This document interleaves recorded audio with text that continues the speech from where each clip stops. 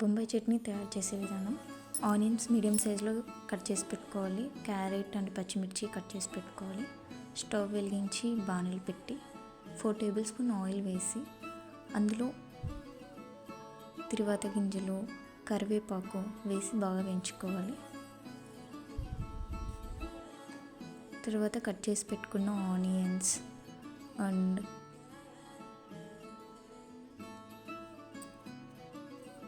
పచ్చిమిర్చి, క్యారెట్ ముక్కలు వేసి బాగా వేయించుకోవాలి.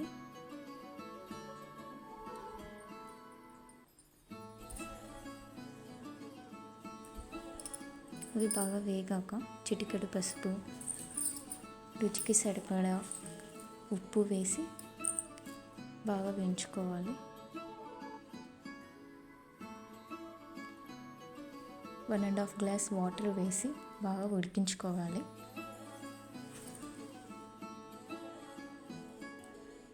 ఇంకో కప్లో శనగపిండి వేసుకొని పలుకులు లేకుండా బాగా కలుపుకోవాలి.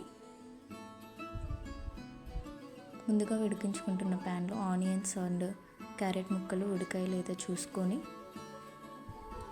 అందులో ముందుగా కలిపి పెట్టుకున్న శనగపిండి వాటర్ని వేసి బాగా మిక్స్ చేసుకోవాలి. పచ్చి వాసన వెళ్ళేంత వరకు బాగా మిక్స్ చేసుకొని 1 మినిట్ తర్వాత కొత్తిమీర వేసి గార్నిష్ చేస్తే మన బొంబాయి చట్నీ రెడీ అయిపోతుంది.